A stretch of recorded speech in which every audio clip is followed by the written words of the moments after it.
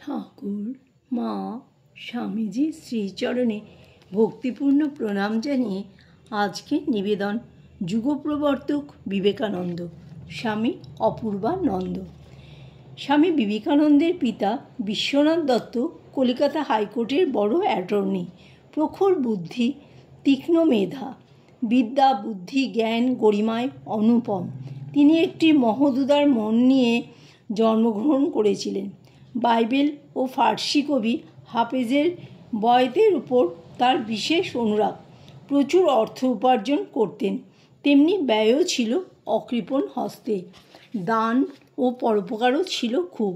তিনি লোকজনকে খাওয়াতে ভালোবাসতেন, রান্নায় ছিলেন বিশেষ পারদর্শী। তার এত দয়া ছিল যে বহু গরিব আর দূরসম্পর্কীয় আত্মীয়দের পালন করতেন সযত্নে। তাদের নেশাভাঙের পয়সা দিতেও তার কুণ্ঠা ছিল না। বড় হয়ে নরেন্দ্র যখন ওই অযোগ্য লোকদের ভরণপোষণে আপত্তি জানান, তখন বিশ্বনাথ দত্ত বলেছিলেন, জীবনটা যে কত দুঃখের তা এখন কি বুঝবি? যখন বুঝতে পারবি তখন এই দুঃখের হাত থেকে ক্ষণিক নিষ্কৃতি পাবার জন্য যারা নেশা ভাঙ করে তাদেরও দয়ার চক্ষে দেখবি। বিশ্বনাথ সঙ্গীতানুরাগী ছিলেন, কবিতাও ভালোবাসতেন। তার বিরাট ব্যক্তিত্বের অন্তরালে ছিল একটি স্নেহপ্রবণ প্রাণ। ওই স্নেহ ও অনুকম্পা হতে কেউই বঞ্চিত হতো না। প্রয়োজনের অতিরিক্ত দাসদাসী, গাড়ি ঘোড়া, আমলা গোমস্তা প্রভৃতির লোকজন রাখতেন। তাতে করে অনেক গরিব লোক প্রতিপালিত হতো তার গৃহে। মাতা ভুবনেশ্বরী দেবীর চরিত্র ছিল অনুপম। তিনি ছিলেন নিষ্ঠাবতী ধর্মপ্রাণা, হিন্দু নারীর আদর্শ প্রতিচ্ছবি এবং ঔদার্য দ্বিগুণে ভূষিতা রমণীকুলের রত্নস্বরূপা। তাই তো তিনি হতে পেরেছিলেন রত্নগর্ভা। হিন্দু সমাজে নারীরাই শক্তির মূল উৎস। তাদের ব্যক্তিত্ব ও চরিত্রের প্রভাবই বিশেষ করে পড়ে সন্তানদের উপর। ভুবনেশ্বরী দেবী বিশেষ বুদ্ধিমতী, কর্মকুশলা ও ভক্তিপরায়ণা ছিলেন। দেহ মনের সৌন্দর্য তাকে সর্বজনপ্রিয় করেছিল। স্বামীর ধর্মভাবের সঙ্গে তার সর্বাংশে মিল ছিল না। তিনি দেবদেবীতে বিশ্বাসপরায়ণা ছিলেন, পূজা অর্চনাদি করতেন। রামায়ণ মহাভারত প্রভৃতি তার কণ্ঠস্থ। পুরোপুরি হিন্দু রমণী। তার মতো তেজস্বিনী ও সর্বগুণ সম্পন্না নারী বিরল। পরপর 4টি মেয়ে জন্মগ্রহণ করেছে। 2টি অকালে মৃত্যুমুখে পতিত হলো। একটিও ছেলে হচ্ছে না। সেজন্য বিশ্বনাথ দত্ত ও ভুবনেশ্বরী দেবী উভয়ই বিশেষ অসুখী। একটা বড় অভাববোধ তাদের অন্তরকে সদা পীড়িত করত।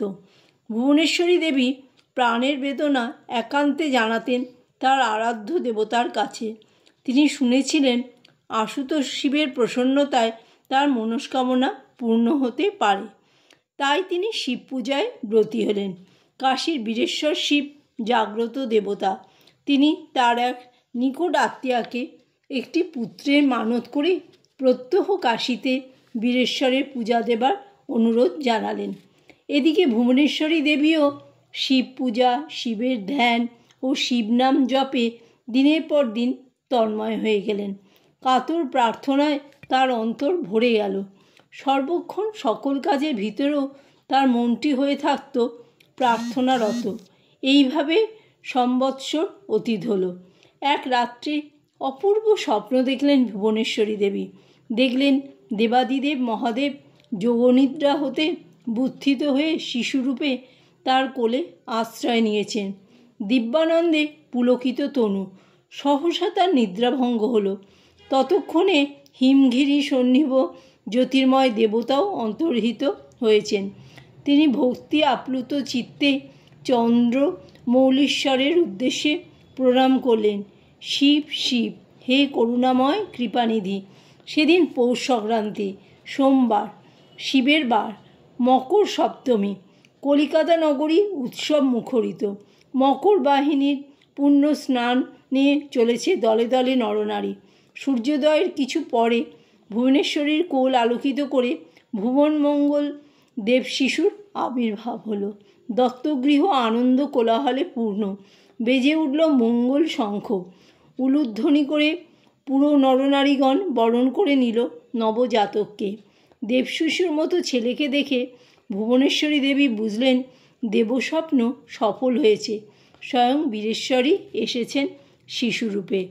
জননী নাম রাখলেন বীরেশ্বর, ডাকনাম বিলে। অন্নপ্রাশনের সময় নাম হলো নরেন্দ্রনাথ।